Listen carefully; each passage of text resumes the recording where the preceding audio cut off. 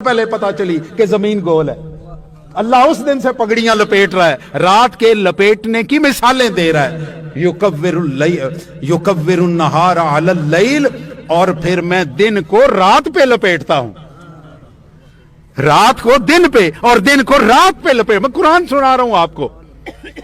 میرا خیال ہے کہ اگر قرآن کی 4 آیتیں آتی ہوں تو پھر میرے خیال کے مطابق سیف الملوک کی ضرورت ہی کوئی نہیں رہ جاتی.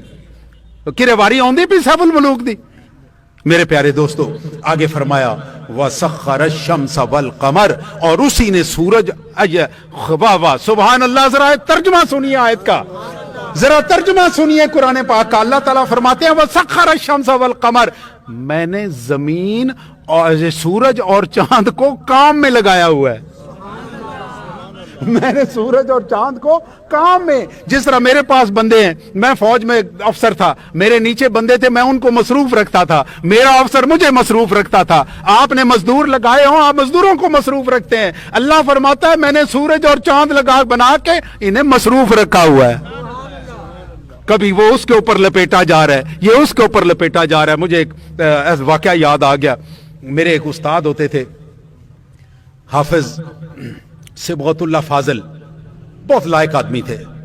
ایئر فورس میں سپاہی بھرتی ہوئے, اور وہاں سے انہوں نے ایف ایس سی کی, نمبر بڑے اچھے لیے, اور بعد میں انہوں نے کمیشن لیا.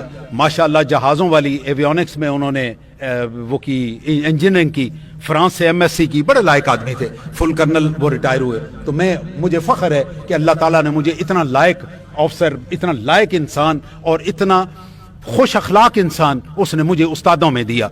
تو وہ پڑھاتے بہت زیادہ تھے. جو بندہ ای ایم ای کالج میں گرتا پڑتا آپ کو نظر آئے نا, سمجھ لیجئے یہ حافظ صاحب کی کلاس کا ہے. میں ایک دن حافظ صاحب کے پاس چلا گیا. میں نے جا کے کہا کہ سر آپ کو ایک کہانی سنانی ہے. کہتے ہیں کہانی سناؤ. میں نے انہیں کہانی سنائی. ایک بندہ تھا, اس کو جن قابو کرنے کا شوق ہو گیا. وہ پیر صاحب کے پاس گیا تو پیر صاحب نے کہا کہ پیروں سے جن قابو کرنے کا نسخہ نہیں لیتے, جن کو مصروف رکھنے کا نسخہ لیتے ہیں. اس نے ضد کی, پیر صاحب نے کوئی حرف بتائے. انہوں نے کہا بس اس طرح کرنا کہ جن کو مصروف رکھنا, یہ ویلا ہو گیا نا تو تجھے کھائے گا. وہ گیا, جا کے اس نے پڑھا چڑھا, جن بابا حاضر ہو گیا. اس نے کہا جی میں آپ کا غلام حاضر, آقا صاحب مجھے حکم دیجئے. انہوں نے کہا جا کے مجھے ڈی ایچ اے میں کوٹھی بنا دو 2 کنال کی.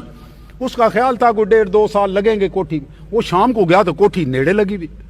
اب اس کو پریشانی ہوئی, اتنا بڑا کام اس نے کر دیا ہے, تو کل سویرے من کہا جائے گا. بھاگا پیروں کی طرف. حضرت صاحب اللہ واسطے جن من کل کھا جائے گا, اے تو ویلا ہو گیا. انہوں نے کہا میں نے تو تجھے کہا تھا کہ جن قابو کرنے سے پہلے جن کو مصروف رکھنے کا فارمولہ ڈھونڈتے ہیں. چلو خیر کرتے ہیں کچھ, بلاؤ جن اپنا. جن بلا لیا, حاضر ہوا. پیر صاحب نے کہا جا بھائی میرے بچے جن بھائی, جا کے انہیں کتا پکڑ کے لا. بولی کتا بڑا سونا ہو, اتنا بڑا ہو. وہ گیا, جا کے کتا پکڑ کے لے آیا بولی.